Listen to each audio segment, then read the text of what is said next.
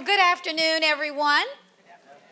Thank you so much for joining us. This is one of our signature events at the Wilder School, and I'm delighted that we have so many folks who are here today, students, alumni, friends of the Wilder School. Thank you so much for coming out to support this great lecture series, and I know that you're in for an outstanding treat. The Gulak lecture is always so informative, and I really appreciate your participation.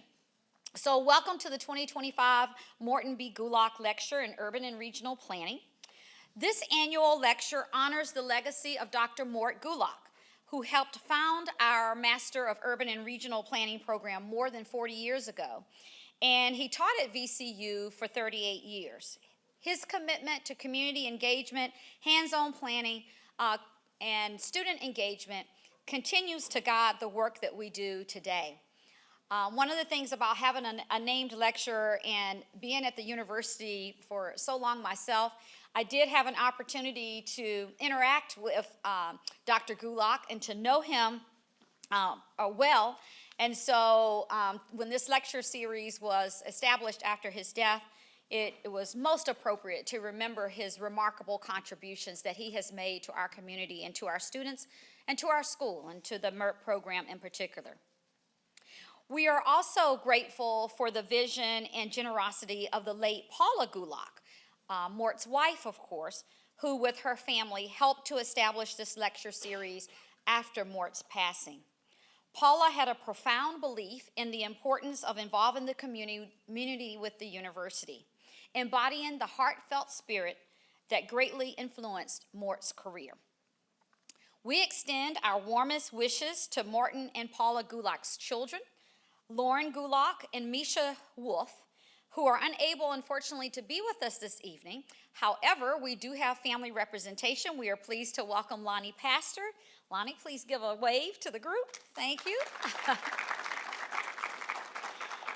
Thank you so much to you and your family for your continued support of this lecture series and of our program. I'd also like to offer a special thanks to Virginia Housing for their partnership and ongoing support, and to the VCU Foundation for generously supporting the reception that Professor Smither just mentioned that will be held after the reception. So we thank you so much for spending time with us at the Wilder School. I'm going to turn it over shortly to the chair of the Urban and Regional Studies program, Professor Go. However, before that, we have, they say a picture is worth 1,000 words, so I guess a video is worth 1,000,000. Here's a short video about the program and some of the wonderful things that it accomplishes. Thank you.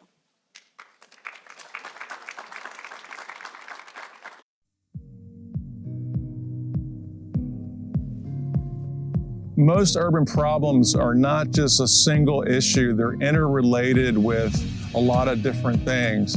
There's so many different factors that influence why our neighborhoods look the way they do. And it could be culture, geography, politics, the environment. And so urban planning is about understanding how those different fields and disciplines intersect with each other and contribute to the environments we live in today. You work across different scales, from making massive master plans, comprehensive plans, climate action plans, down to designing one of these rooftop gardens. So being in Richmond is the perfect place to be to study urban planning because of the uniqueness and diversity of the city. Because it's in an urban environment, Richmond is a great laboratory which we use in the classroom as well as out in the field. So imagine being able to access both federal government and state government from the same location. Local government is emphasized a lot. A zoning code is being updated or a comprehensive plan is being updated. There's a lot of encouragement to go to public meetings and to do public comment and to involve yourself in these public planning processes.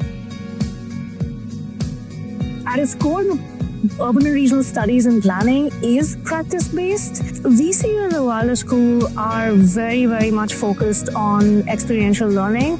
We really have an opportunity for students to work directly with clients. They're able to go to a client's office, experience what it's like to be in the workplace, and get real feedback that is truthful and honest and deals with real-world constraints. I've gotten to work with the Virginia Department of Conservation and Recreation that's headquartered downtown, and through VCU, I think it's very easy to get involved with local and state politics. The MERT program has definitely prepared me well, both technical skills and more of the people skills. And then I've taken those directly to work and gotten to use them there. So a technical skill that I've developed in my undergrad experience has been GIS and map making.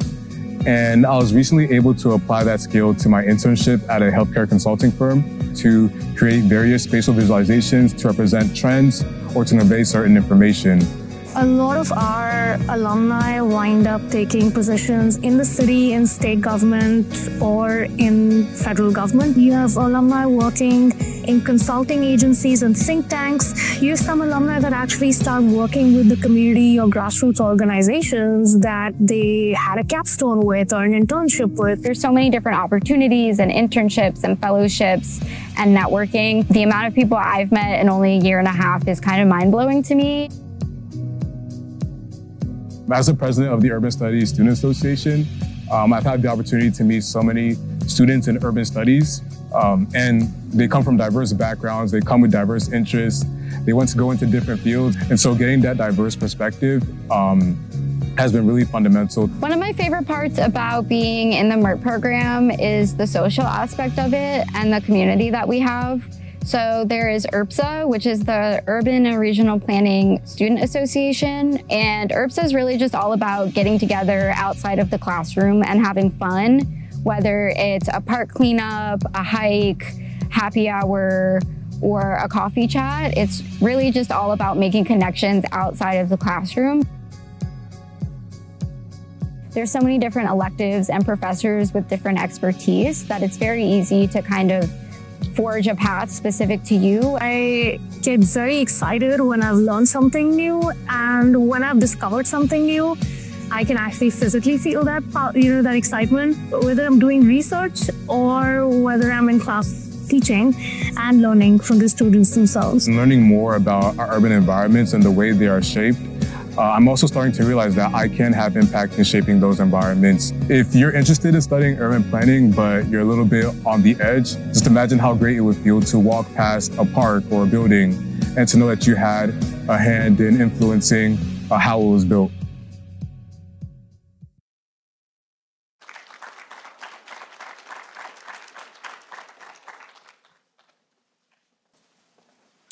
Good afternoon. My name is Megan Goff, and as interim chair of the Urban and Regional Studies and Planning Program at VCU, I'm so pleased to welcome you to the signature event that honors the legacy of our friend and colleague, Morton Gulak, and celebrates the possibilities of design, community revitalization, and physical planning.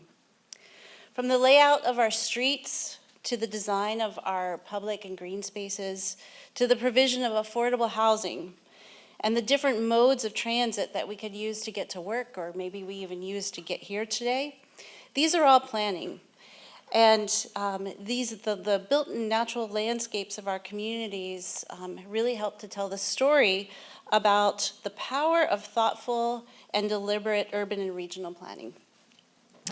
So urban and regional planning is also not just about infrastructure, and we're going to hear a little bit more about that today.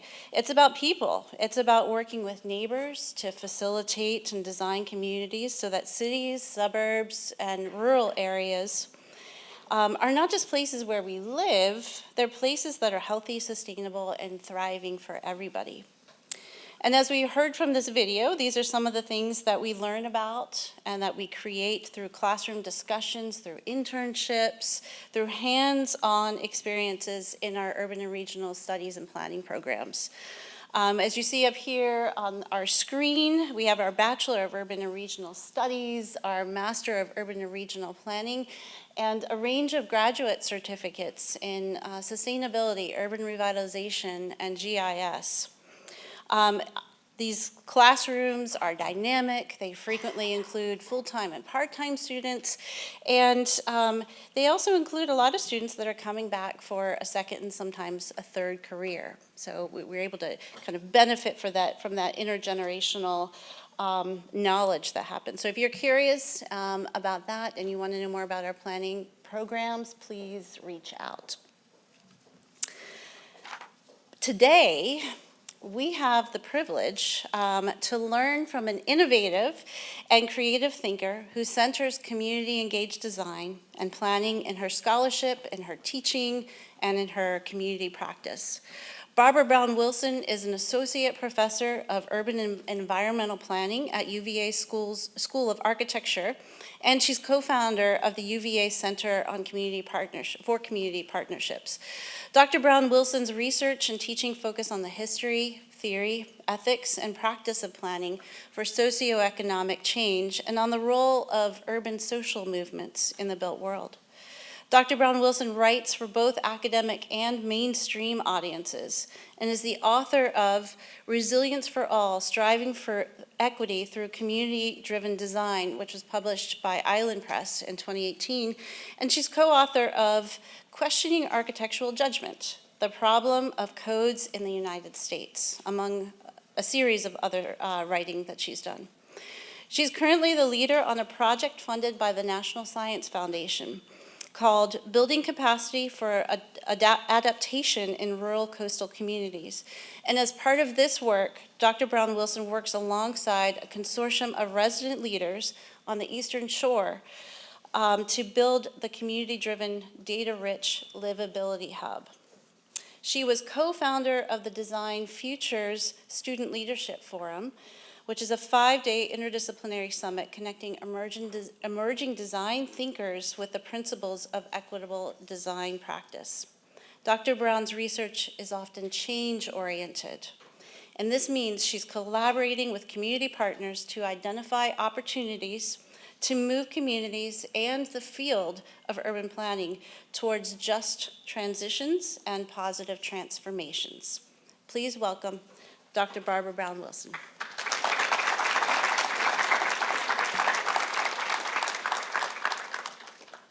Thanks. Hi.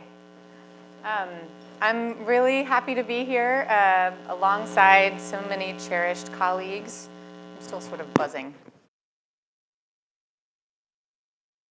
Everything. And okay, if it's okay with you guys, I'm going to keep buzzing, it seems like, but maybe that's all right. And I'm also really honored to be here for this opportunity to celebrate the impact that Morton Gulak had on so many people. When I talked to my cherished colleague Megan Goff about him and his mentorship of her, I think it actually made me tear up a little bit, his profound impact not only on his fellow colleagues, on the city of Richmond, and the artful way that he functioned as a builder of this program, but also as a painter and a creative innovator.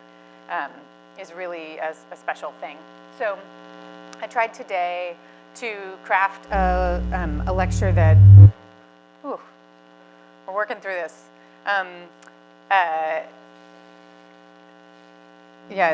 Is there a, okay, we're on it.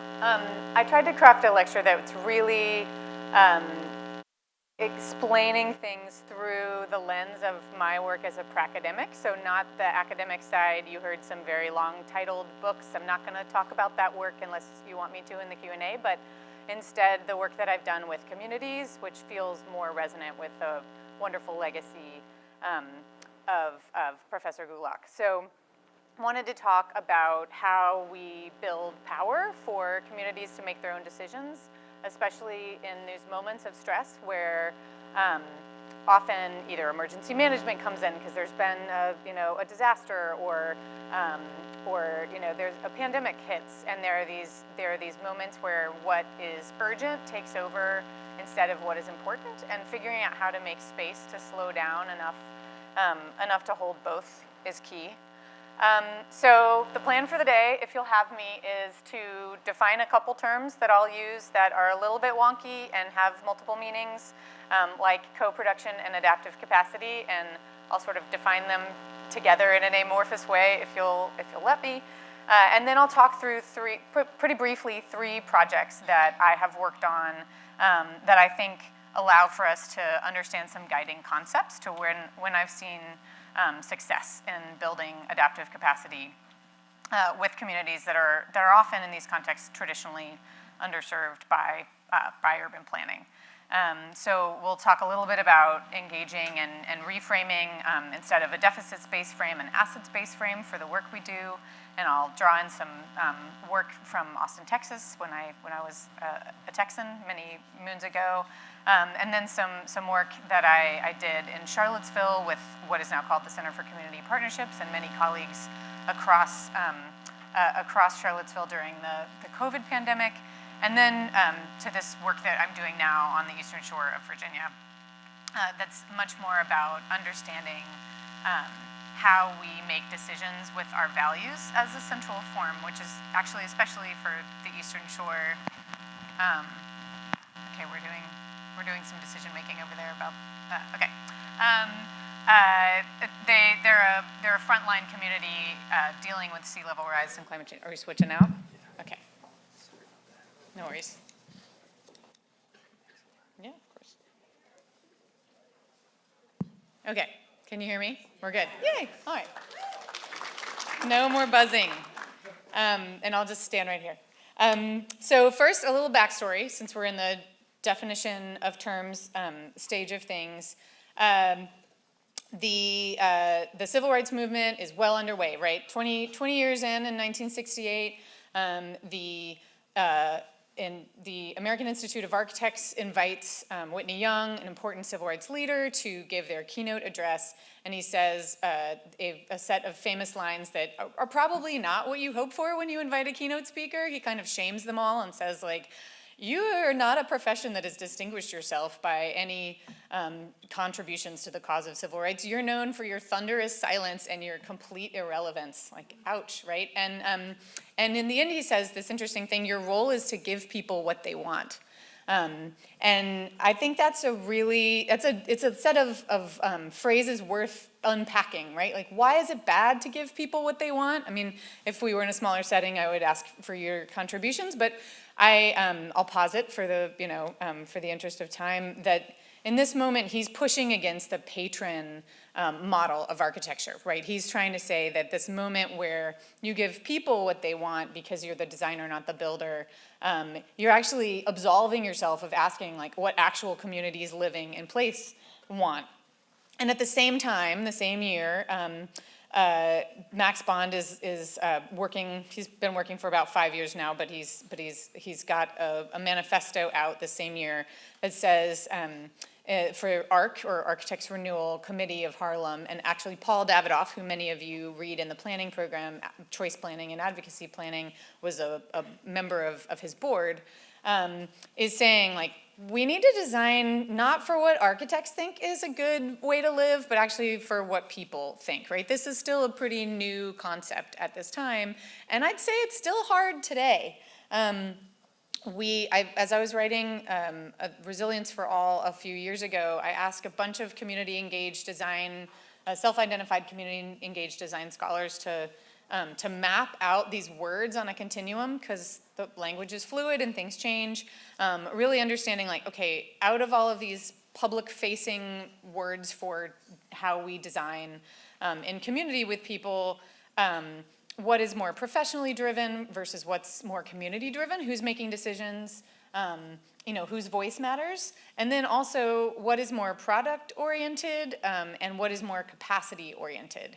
Like, are you building wealth in a community? Are you allowing people to make choices about if they stay or they go? Or are you building something that might limit choice or limit capacity, right?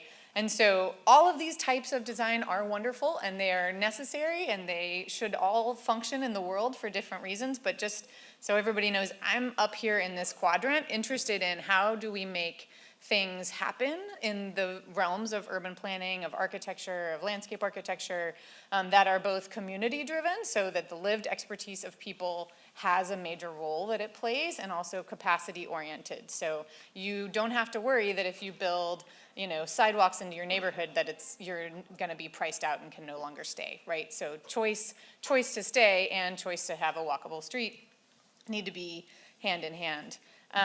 And so adaptive capacity is a term that actually comes from environmental sciences and ecological thinking, and the models many of us know well are related to like a forest fire. So you might, everything's better with a baby, so he can do whatever, they can do whatever they want. This notion that things have to change and things have to shift and things have to grow in order to stay healthy, right? So you might have a time of conservation where resources are being standardized, and then you might actually have a time after that where there's a creative release and things look really different and they're reorganized, and that's healthy, right? And so in the built world, we've done a lot of standardizing of things, and we haven't always been wildly creative about how we might think differently about how they look quickly enough, right? We end up, Anik Hummels likes to say that the built world is obdurate, right? It's really hard to change once it gets set in place. And so thinking through how we make space for creative release, for regeneration in our neighborhoods, I think is a thing that's really important as extreme climate happens more and more. How do we make space for not only the processing of trauma, but also the space for reimagining what can be in real time.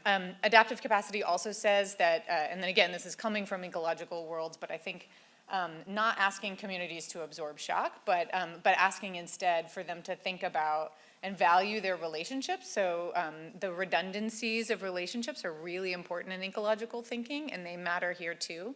The stronger a set of ties are, the quicker communities typically bounce back from big floods or other natural disasters.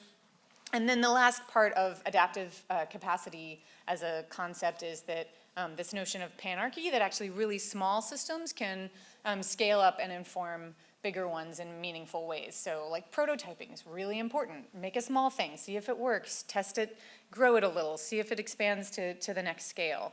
And the reason that I'm often thinking about underserved communities, especially in the climate space, but in all spaces, is that they are often the hardest hit by, and that's what you see in this graph here, is the bottom 50% of the global income spectrum is by far the hardest hit by losses of climate change. They're the least capable of bouncing back, funding, capacity to finance some response, and they're also by far the least responsible for climate change and emissions, right? So that feels like a moment where we're not in a balanced loop. We are not in an adaptive moment where we are actually thinking about things creatively, equitably, in a way that's going to create health and wellness for everybody in our communities.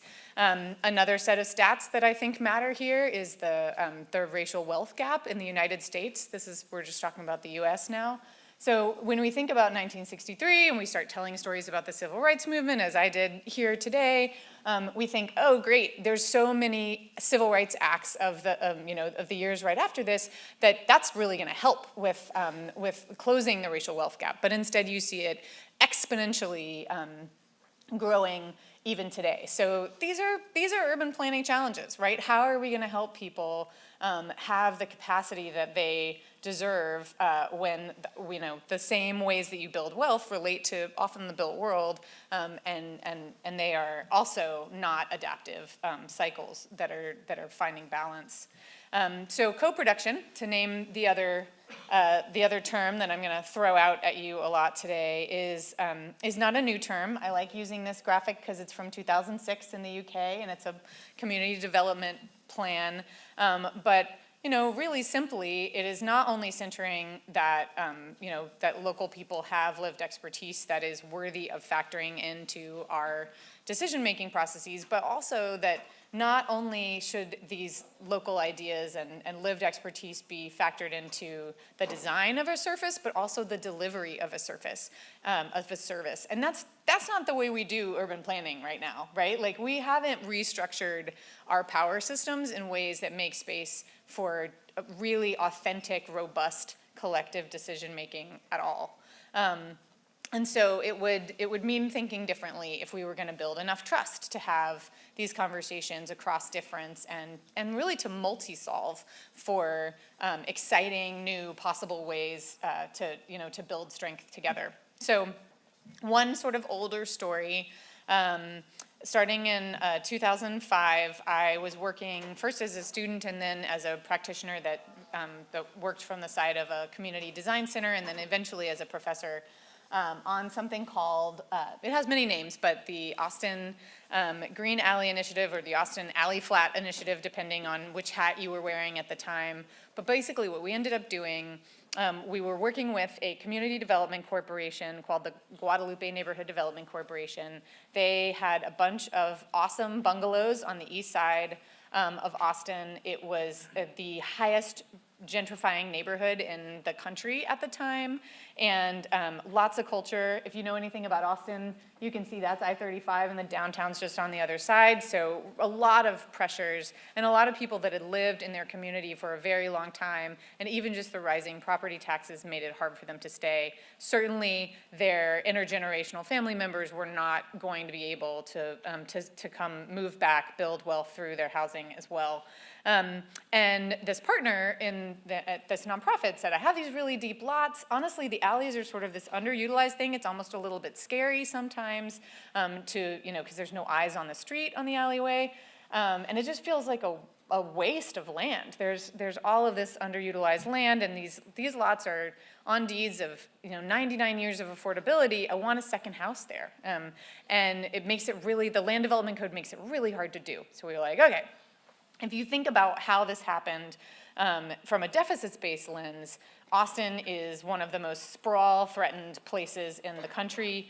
This is bad for our loss of biodiversity and our loss of farmland, our increases in traffic, and of course this is all because of an affordable housing crisis that's pushing people out, right? So no one's really winning from a moment where Austin is really experiencing sprawl.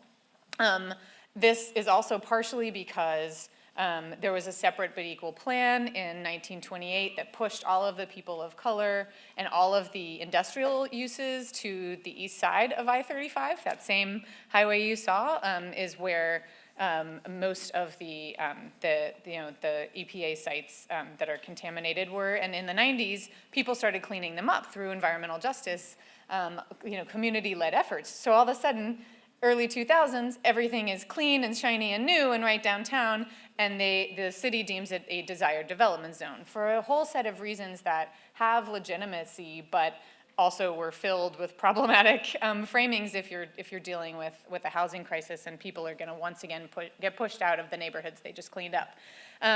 So we started looking at this notion of infill housing, this alley flats, and we did a scan in a studio of just, okay, how many units are we talking? Like if we really could build by right now, and at the time it was over 42,000 lots in central Austin alone. And obviously not everybody wants to do that, but whoa, that's a lot of houses. And people didn't want high rises when we're talking about affordable housing in Austin at the time.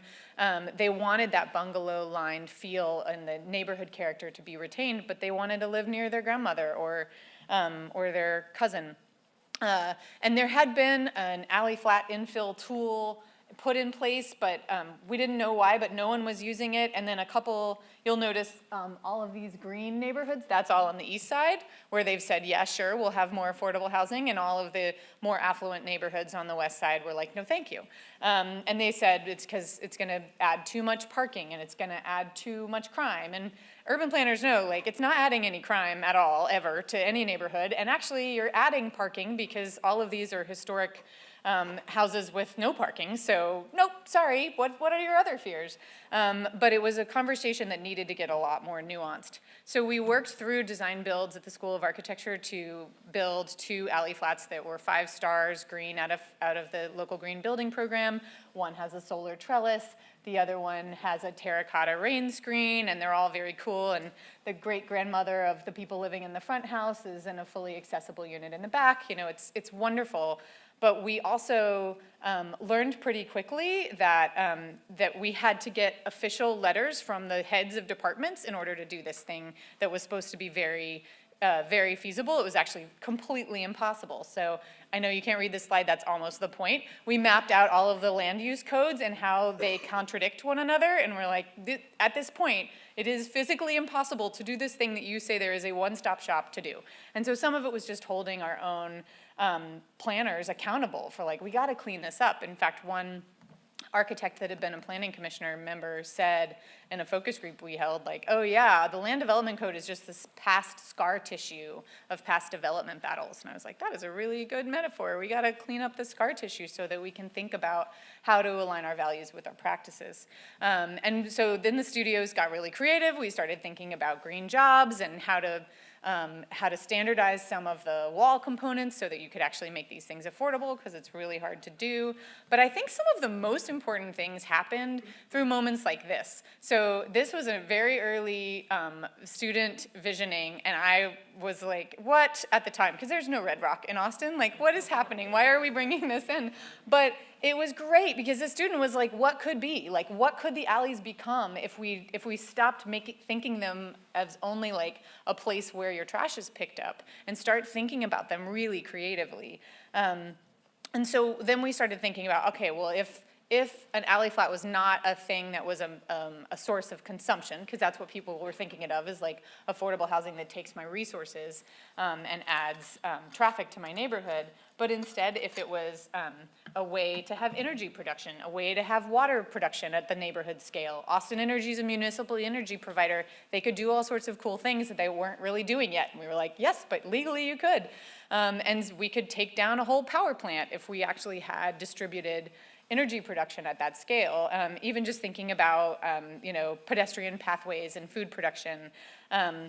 We worked with a set of artists in downtown Austin to think through what would work in the alleys that are more commercial, and not much because the fire trucks really have, dominion down there. So it was fun and we learned a lot. But then also thinking about alleyways as opportunities for biodiversity, as opportunities for pollinators, and really, what do people want? And a lot of them want all the same things, and they just need to be able to think differently and collectively.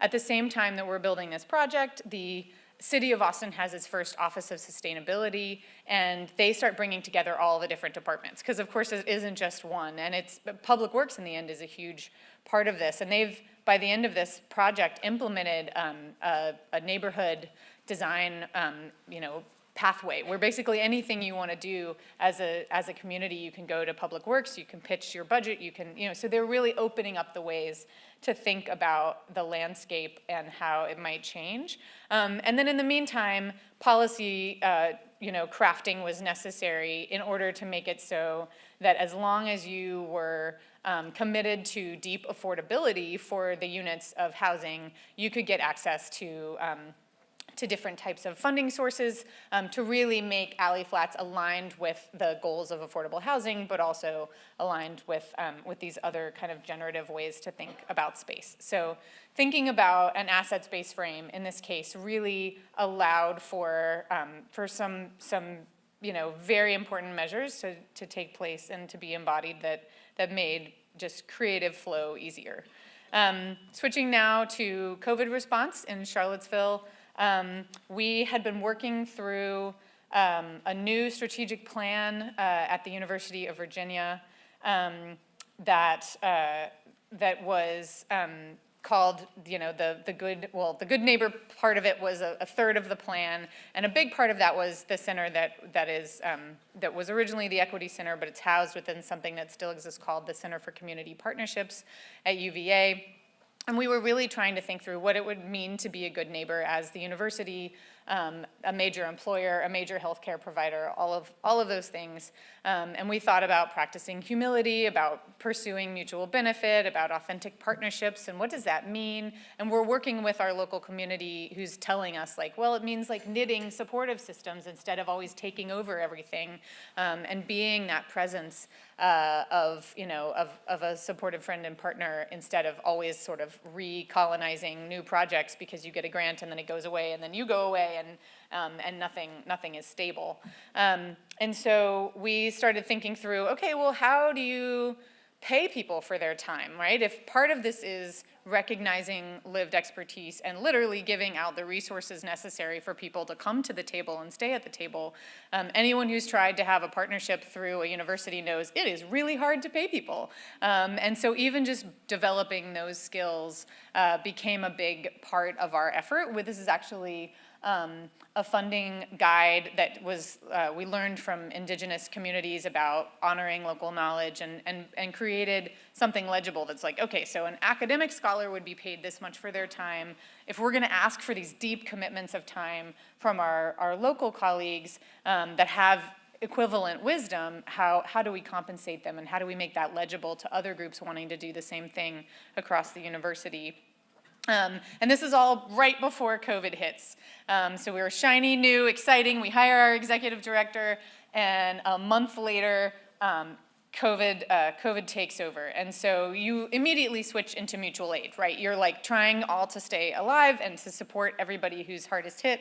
And one of our cherished partners, Siri Russell, was the first director of their Office of Equity Inclusion in Albemarle County, which is an enormous place. It is huge in comparison to the 10 square miles of Charlottesville. And she was really concerned about who might be suffering from shelter-in-place burdens quietly in parts of the county that she wasn't even hearing from. And so we built our first tool. We'd been told, hey, UVA, you guys hoard a lot of data. If you could share it in ways that were accessible and useful, that would be great. That would be a first step. And so any of you who have ever looked at like Raj Chetty's opportunity atlases, they're very helpful to understand where places are struggling or thriving, but it's a black box. And so what we tried to do instead is create, and all of this is still available. You can get the code on GitHub and make your own. But we looked at what makes it hard to shelter in place, and this is like very tiny, but population density, no car access, children at home, low food access, right? And then there's a composite as well. But we made it really easy to get access to this data no matter who you were, and then think about it in terms of burdens, right? So if the goal here is to always be thinking with the systems lens and not just like, these people are weaker and so they're sicker. No, the system is failing in these particular ways, and so we actually have to figure out how to have the system come up to meet people and get their needs met, so then we don't all die, right? Like that is very literally the goal, is to just all stay healthy and alive. And so in this case, we realized that the groups hardest hit, not surprisingly, are frontline workers, right? So they're risking their lives. Also, they can't miss days off of work. Typically, they're hourly employees who are going to get really hard hit if, in fact, their families can't have the funding from that day of work. And so we did some work trying to understand who are the frontline workers in our community in terms of racial background, in terms of gender backgrounds, and what do they need. And what we realized was they really needed something other than the type of early testing that we were doing. The hospitals were giving out tests, but only at in these curated ways where they could keep good numbers. And actually, they were only going to get tested if they knew that it was going to show up in the parking lot of their local school or their local church, somewhere they trusted. And then they would have support systems that removed the burden of sheltering in place if they were in fact sick. So access to fresh food through Cultivate Charlottesville, access to rent assistance for anybody who was going to need to miss work and obviously didn't want to get evicted in the middle of a pandemic, or compromised in terms of their housing status. And so we just removed those barriers and worked with the city and the county to create systems in which there was a really fluid support system no matter where you were, since we were all affecting one another. And then last case, just to provide one more kind of lens to look at all of this through, is one that, as I said, I've learned a lot from, is thinking about this community on the eastern shore of Virginia. It's the Delmarva Peninsula. It is a place that has many wonderful things. This is a graphic made early on by one of my students when they were just trying to figure out, what is this place? It has a flight launch facility. It has a bunch of chicken processing plants and some solar. And and then a bunch of watermen and a few other kind of neat things, but a lot of agriculture. And so a community that's really experiencing sea level rise. It's very flat, and it's a very rural population. And so here it is, for those of you who haven't ever been to the Eastern Shore before. It is not connected to the rest of the state by land, so extremely isolated. There's a 17-mile-long channel that you can go over, but you have to pay a toll to get there, and so it's a place that feels very left out of a lot of the conversations that are happening in Virginia. And people in the government in Richmond would often come and work with us when I first started this community-based partnership and say, well, we have to talk about forced migration. This is a sad but true thing. We're not planning well for people to be forced to leave, but this might happen. And they were just told, absolutely not. Like, it shut down the conversation immediately to go. Not building trust, not listening, not talking about what people care about, not understanding their concerns, but immediately going to some solution that is only going to leave everybody on the Eastern Shore in a much worse situation because they've lost all their relational infrastructure. And so I watched how our community leaders responded to that those early dynamics, and was like, okay, no talking about that right now. And instead, they articulated that forced displacement was their major concern above all else. And so other key focus areas are salty soils, a very big issue if you are a farming community, but also in terms of water quality and just the death of the forests. And then septic system failure is a very quiet issue. People have some shame about septic system failure, but it is going to be the biggest driver of any displacement on the Eastern Shore because it contaminates everything around it when a system fails, so we're going to have to start thinking collectively about that. And then inland flooding. We were working with a bunch of environmental scientists who knew coastal flooding was an issue, but actually on the Eastern Shore, it's the road flooding that stops you from getting to school, from getting to work, that is a big issue. And there's some great work happening around the same time that we're starting this project around what does it look like to do transformational climate adaptation work. This is a review in Science, but published by two planners that I think is really helpful. And it basically says, conveniently, since these are the things I'm trying to leave you with, so systems thinking is key, empowered and deliberative processes, co-production, and then asserting normative values of recognition, justice, equity, inclusion, and I think this is it's an incredibly helpful survey of what's happening across the United States.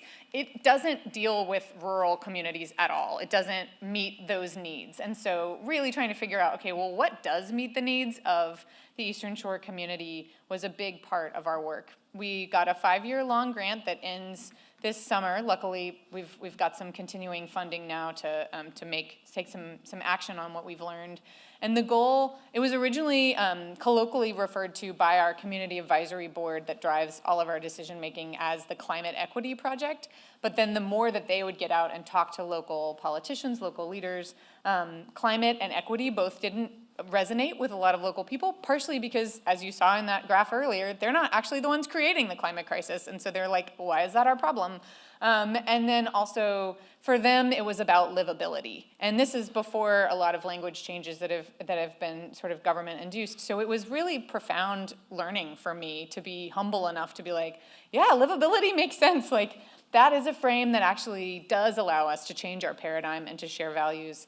And so that's what we've been building is a hub that is both digital in nature, but also relational in nature to connect people. There's a bunch of different researchers on this project, but there's also a bunch of different community advisors and in a really long-standing community. Like, you talk to people and they're like, well, I've been here since the 1600s. Or somebody will be like, oh yeah, they're still getting used to it here. And you're like, oh, how long have they been here? 20 years. So there's a real, like a time scale commitment to this place that is profound and unique. Our community advisory committee are the bosses of the group. Karen Downing really started this whole thing. She's an organizer and a Baptist pastor.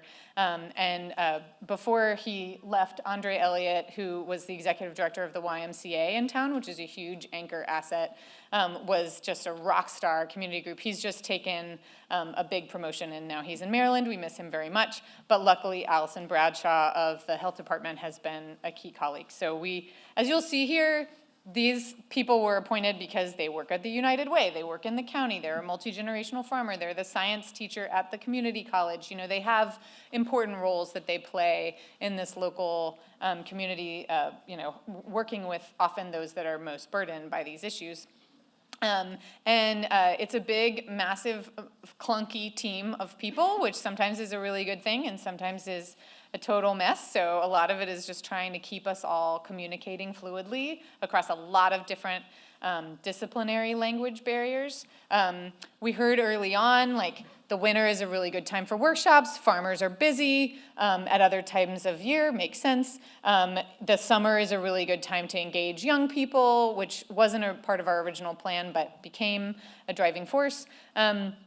And then that all got jumbled up, and we just iterate completely and respond instead to invitations when they show up, including some work I'll tell you about that actually Dr. Goff came and helped me with, my favorite 6th grade field trip that now happens regularly at the King Tide.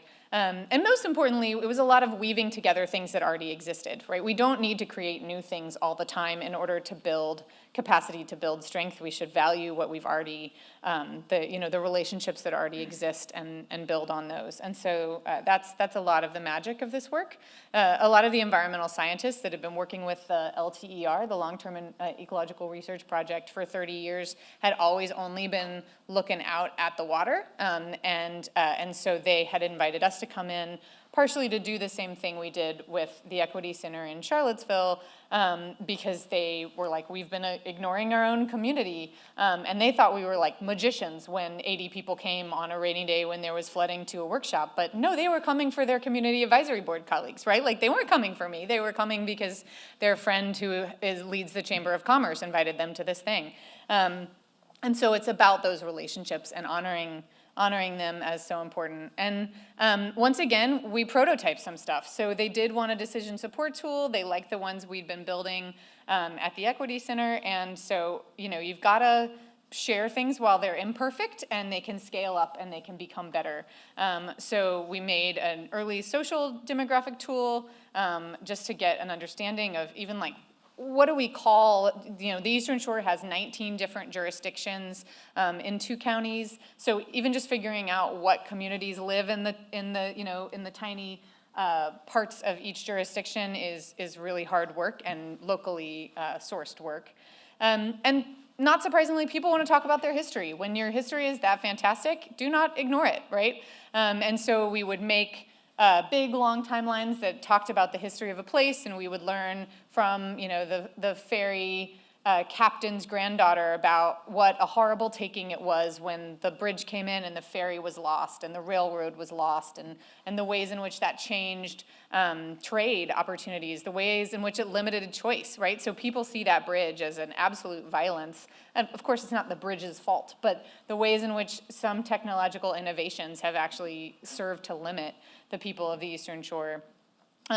We do a lot of oral histories in relationship with Virginia Humanities, and also in terms of co-production, it's not everybody sitting at a table all the time. This seems obvious once you say it, but it's actually really not that obvious when you're idealizing co-production. It's more like the passing of batons. There are these moments of synergy where, like the workshops are always this very cool moment where everybody steps up and everybody's together and we're all kind of performing our collective we. But for the most part, there are moments where the environmental scientists or the engineers will hold the baton and then we'll be like, we don't know what that means in English. And then somebody will take the baton and try to translate it back out before it becomes a set of authentic opportunities to ideate around.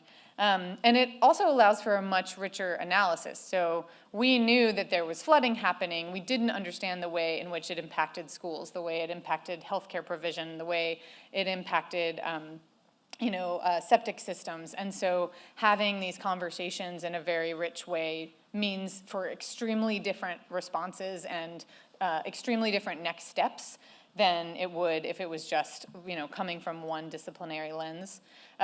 True to form, we've got another decision support tool, but it's really actually not the thing that most people want. There's a set of planners who of course want the tool and they will have access to it because planners love some data, and that's great. Like, yes, something that is community driven but data rich is always good for decision making.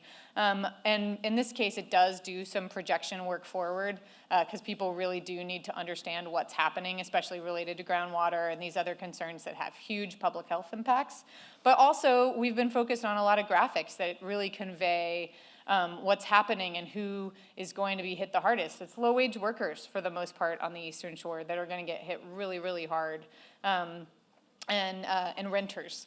And so figuring out, okay, so for communities that are going to get hard, collective septic is an option, but the county actually has to care. The county has to see that as a governance challenge they're willing to take on. Things like that, where they're about shifting paradigms around livability, but also for the county to see, like, you can't afford actually to do nothing because you're going to lose all the oysters and all the crabs and all of the things that make the Eastern Shore the very special place it is if you just let septic failure take over your waterways.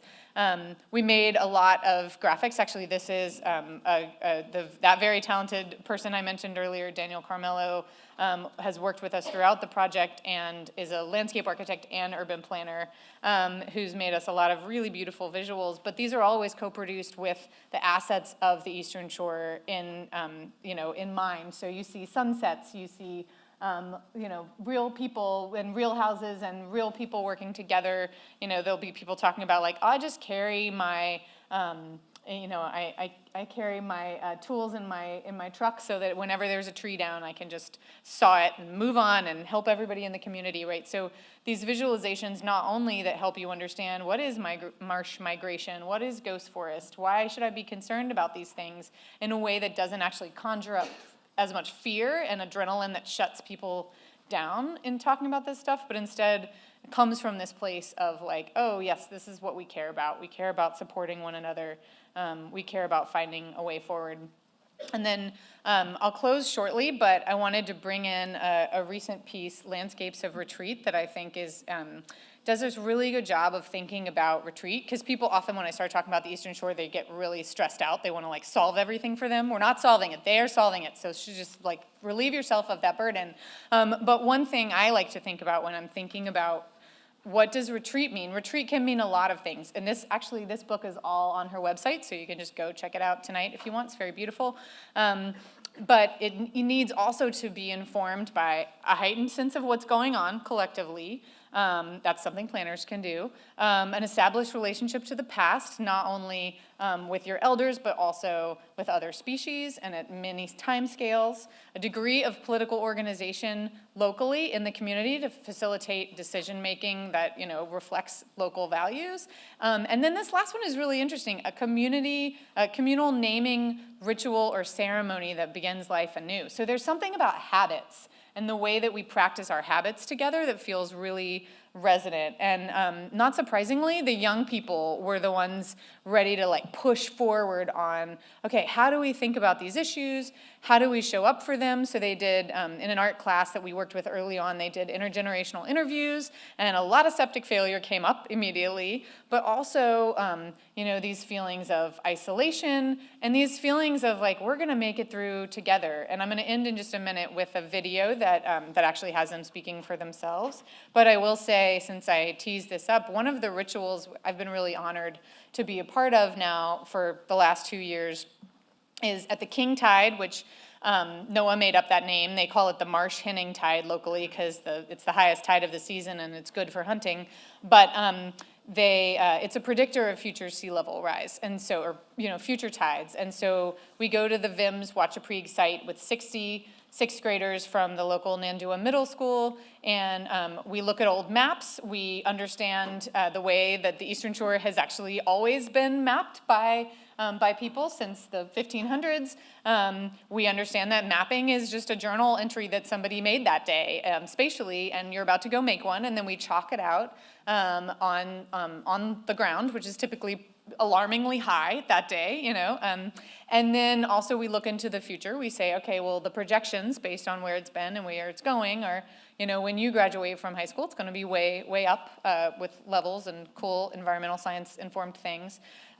We look at different impacts because there's different parts of the Eastern Shore where things are going to be impacted differently. And then we bucket drum. So, we just got a bunch of actual buckets from Lowe's, and this is the thing that at the end of every field trip, they're like, more drumming. I'm like, I don't know how we could possibly drum more.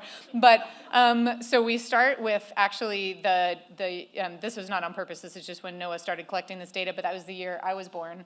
No math being done. And then we can say, okay, so what were the years you all were born, right? And so then we talk through where people kind of show up in this narrative about what flooding is. And this is all just documented data from the site we're on. It's the VIM site that collects these data. And as you can imagine, the drumming gets really intense in the years since they were born. And it's not sonification of data, it's embodiment of data, right? They're getting tired, and it has, it's joyful, it's fun. Nobody doesn't like bucket drumming, it turns out, or very few people. As long as it's outside, you get all types of sensory users. But it's also a way to reflect and to feel together about this issue that is otherwise really scary. So I don't know what the habits and the rituals will be for this place as it moves forward with decision making, but this one feels like it's starting to resonate.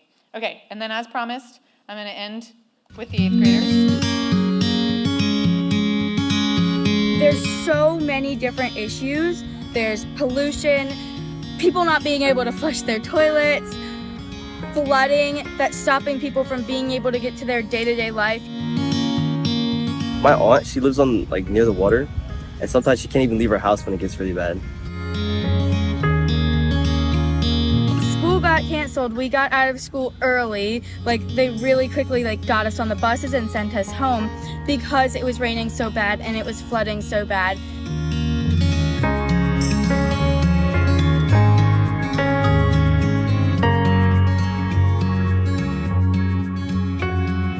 I think that the culture of the Eastern Shore is never really gonna die out of history or anything like that. When you think of the Eastern Shore, you kind of think about seafood and Chesapeake Bay and kind of this country way of living.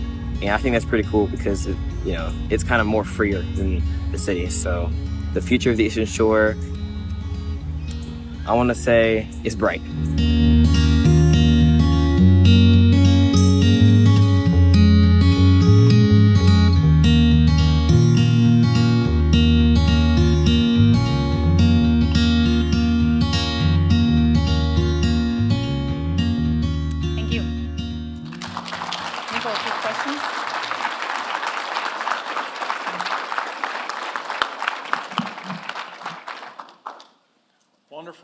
Wonderful lecture. So now we're going to open it up for questions and answers.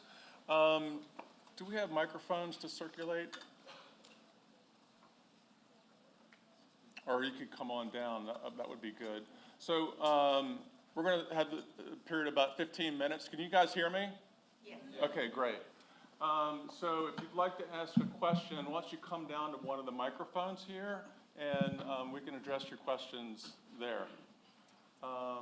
Please, someone come down.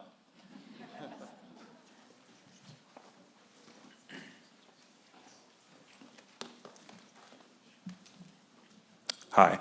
Thank you so much for this really engaging and broad lecture. It was data-packed and really exciting. I had a question harkening back to the Austin Flats, Alley Flats project, which is really cool.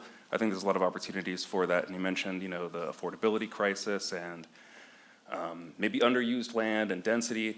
And you kind of alluded to it, but has there been time to assess or evaluate what the impact of that project has been on property values and taxes and the affordability and this sustainability of the folks that are living there? Are they staying there? Are there families moving there and sort of generational wealth being developed? Thank you. Yeah, thanks for being willing to ask a question, and also thanks for that one. So the first, as you saw, the first houses built were actually built for what, planners love acronyms, and one of them is CHODO, Community Housing Development Organization, which is a HUD designated term. And there's a bunch of CHODOs. There's a round table of them in Austin, and they all have at least 30% of their board locally from that neighborhood that they live in, and most of them, maybe all of them, are always committed to 99 years of affordability. So we started there, and so all of that housing is super solidly staying. No one is ever moving out of a house that they get, and those CHODOs are able to really mix intergenerational families together and do sort of special coupling that makes sense, right? Like that's part of this, is you're sharing a lot with someone. Ideally, it's a person you might also share other things with. And so that's really solidly positive. They're nonprofits, so their property tax world is just very safe and protected, and the affordability is for literally ever. That said, I think that the newer stuff is just, as I said, like in the last 5 years, they've added this policy lens on to where they're more available by right to build, and also the linkage to affordability allows for low-income homeowners to benefit from zero interest and forgivable loans to build their flats so that they can offer affordable housing, but also not get ruined financially by the rise in property taxes. So Texas only has property taxes, so they hurt a lot. And so figuring out that nugget, which actually is administered by the county, which is a lot less friendly than the city to a lot of these concerns, is an ongoing important part of the work. But I think so far it's worked really well. It's newer, so to admit, like, it's only been a couple years. All right, how about another question? I see someone walking down.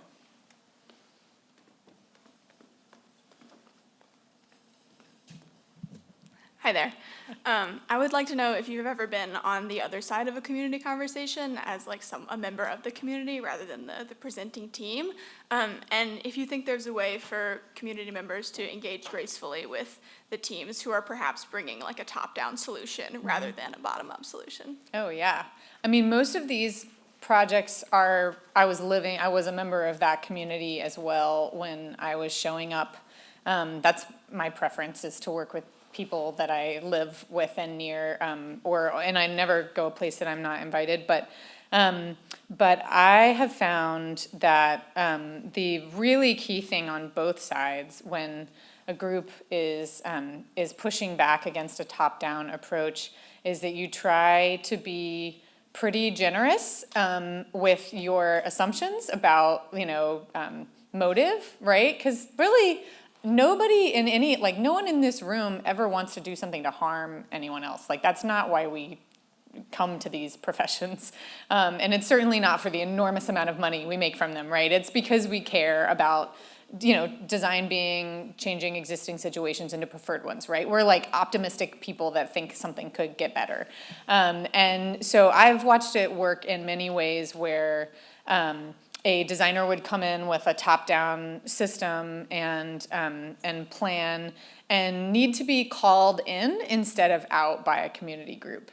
And that is some nuanced stuff, to call somebody in and say, hey, so here's 8 concerns that we've articulated about, so there's one affordable housing redevelopment that was technically resident-led, but the first set of urban planners that they were working with, we were not used to that, and they kind of said, like, no, we know how we're doing it, and they would literally even say, it's so nice to be here in Charlotte, and you'd be like, well, it's not Charlotte, that's like a different state, and so there was a real need to call them in, and it took a while. They were not listening, honestly. They thought they knew better and were not trained in this way, but the residents were, and so they ended up saying, like, look, we need We need to not have a parking garage. This is not the way that we live. We're worried about safety issues. It rises the cost of the property.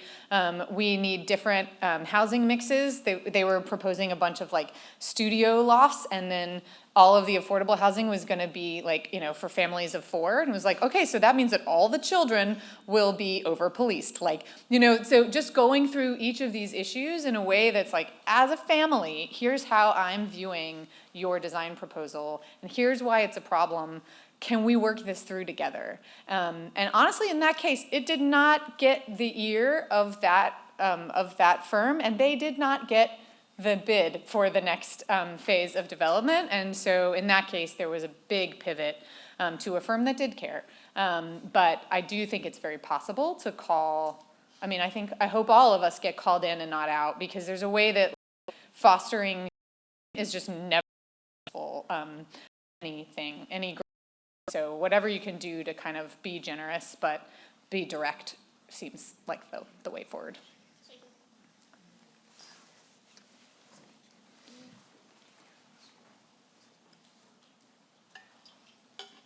So I have a perception that's based on some anecdotal stories, and I don't know what can be generalized from it, so I'm going to let you do that, hopefully. So one is, an administration ago, we had federal credits for solar panels on homes and concern for climate change, right? We got to get away from carbon fuels and that. So, but when it comes down to the local level, and you actually want to do this on your home, it seems like there are tremendous obstacles. Like with the local boards, it seems like we're going to fight over the cosmetics of a small conduit that brings a wire down from the panels to the ground or something like that. And then there's not enough people even to come out and issue all the permits. So like it's a 3, 4, 5 month backlog. So it seems like at the federal level and in the press, we're aware of these things, but when we go try to do what can help, it's like we hit these obstacles, like the local people in power just don't seem to get it. And then I think about like all the homeowner associations and the restrictions they put on all the cosmetics and the kind of garden you can have. And it seems like there could be, we could enhance biodiversity and pollinators and things if there weren't so many restrictions. So so those are anecdotes, and I wonder if you could generalize what you think about who's controlling these things and if it's changing. Yeah, I think what's hard about building codes and regulations is they're always produced by some moment where people cared, right? They cared about changing something and wanting to make it better and wanting to, to make things safer or whatever, more legible. But the problem is then they get, fossilized in time, and decades later we can't get out of them. We're really stuck in these old regulatory systems that do not reflect our current social values. And it takes a lot of creative energy and a lot of advocacy from local people who get it to actually start to chip away. And sometimes you do have to map out all of the ridiculous codes that counteract what you're trying to do in order to make change, which is one of the roles I think universities can play, because we have the time in a class to really investigate, why is this hard to do when the city says it's their priority?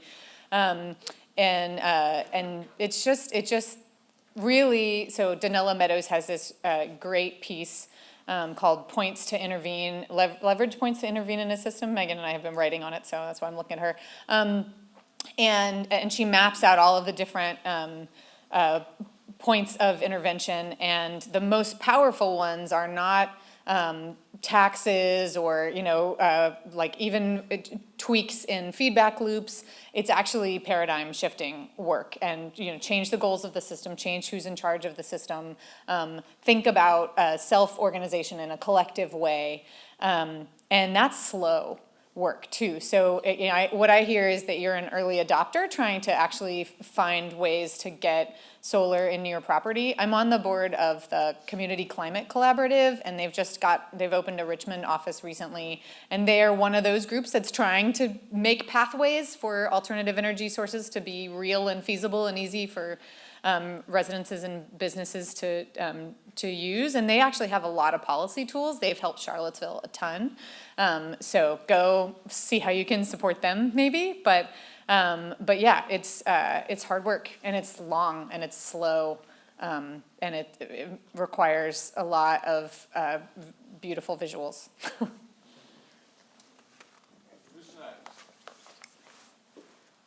Thank you so much for your time today. It's been appreciated. I have a question. It's more of a clarification question.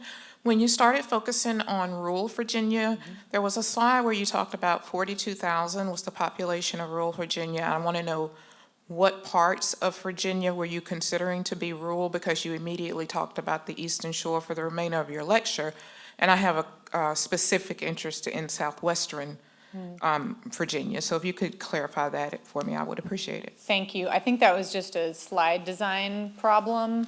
I was just only speaking about the population in the Eastern Shore. I was trying to kind of let people know who lives there. And but I'd love to hear more about your passions for southwestern Virginia, because it's a super cool place with a lot of good multi-solving work starting to happen there too.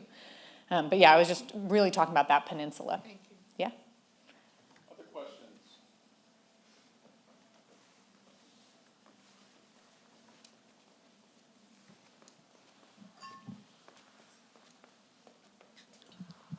Hello, I really loved the lecture that you did, especially in Austin, Texas. I love Texas. I was also a Texan too, so yes, I'd say on that. So I have two parts that I wanted to ask. One was, where do you get the funding for these projects and being able to find collaborators, researchers? How are the communities able to find funding for this? And then the second one is that I'm more big in the community engagement part, and a lot of these projects involve that. But at the same time, there's always pushback from people who have a lot of time on their hands, to the HOAs, to some of the councils. And I just wonder, like, how is the advertising between and the communication between planners, politicians, stakeholders, and the community with themselves? Like, how does that work? Who designs it? And how do you educate and inform the community and the people who may be pushing back at the same time as well? Awesome. That's like 8 really awesome questions. I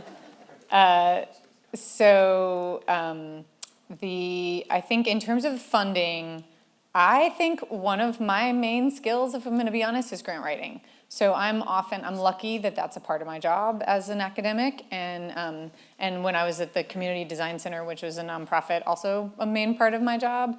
And a lot of this work is just really good, solid, more of it should be done. So funders want to fund it. You know, if they look at your budget and they see, are you articulating a budget that values, like literally values what you say you're valuing? And so if people are paid for their time in real ways that they can actually be present and make decisions, that is different, right? Than just having the people that already have the ability to come to the meeting because they're funded through other means, which those people are going to come, and that's wonderful, and let them. But all those people that have 2 jobs, they need to get those barriers removed for their time, right? And funders know that. So I have spent a lot of my time in the world of just navigating like grant writing and funding, because that's one of the gifts that I have. And often, there's people in the nonprofit world that know how to do that pretty well as well. And there's always somebody at your university who knows how to navigate that with you if you're in that context. But often these projects, what's neat about them is that they redistribute power in unique ways, and because they're funded by external grants, nobody really ever says, no thank you, we don't want that, we want you to tell the Ford Foundation to go away. They're like, cool. And so it just shifts things a little bit. So it's not that there aren't still politicians and there aren't still HOAs and all of those people still get to have their thoughts and their opinions. It's just that often it's another new table. that exists where other creative conversations are happening. And if that table is cool enough and has interesting things to say, some of those politicians will come join, right? And I'm never the one dictating who is at that table. That is always my community partners who just know better than me who is the actor that is in a system that's really creative and trusted enough to come and play and like think outside the box and think things could be different, right? Like that's actually hard work to think things could be different. I wonder how. And I'm not going to come in with like one opinion that I'm going to reinforce every time, right? So often when they're doing stakeholder analysis and picking out who's going to be on a community advisory board, it's like, who's willing to listen as well as be creative and think outside the box?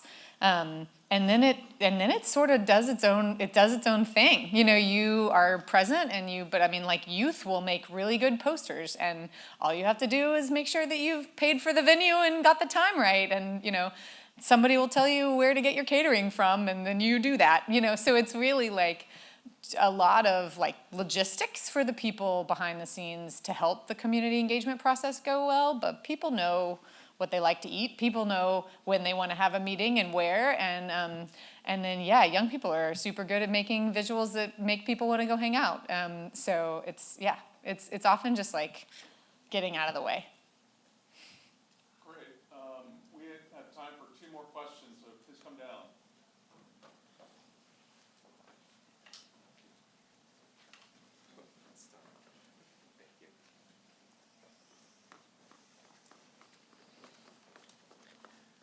I was just wondering where you like source the community expertise and the people you have on the community advisory board. How do you find those people? Yeah, in each of these cases, I think you can, there's like a dorky way that I teach in my community methods of research class, and then there's the real way that it happens. So there's like, you look at all of the various networks and you tap into the systems and the institutions and but really what happens is you have people like Karen Downing, who's a local pastor, and she's like, you gotta have both schools, you gotta have the community college, you gotta have the YMCA, the old people matter, the young people matter, right? And part of it's like, you see who is hurt by things, who is bearing the biggest burden, and you make sure that somebody is there representing their interests.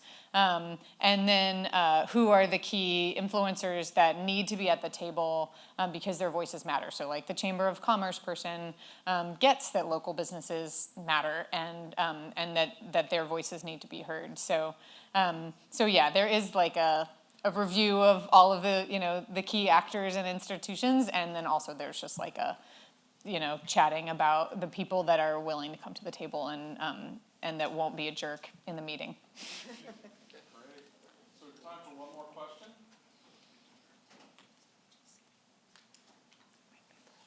I'm pretty loud, so I'll come down. What has been your favorite community to work in? Oh my God.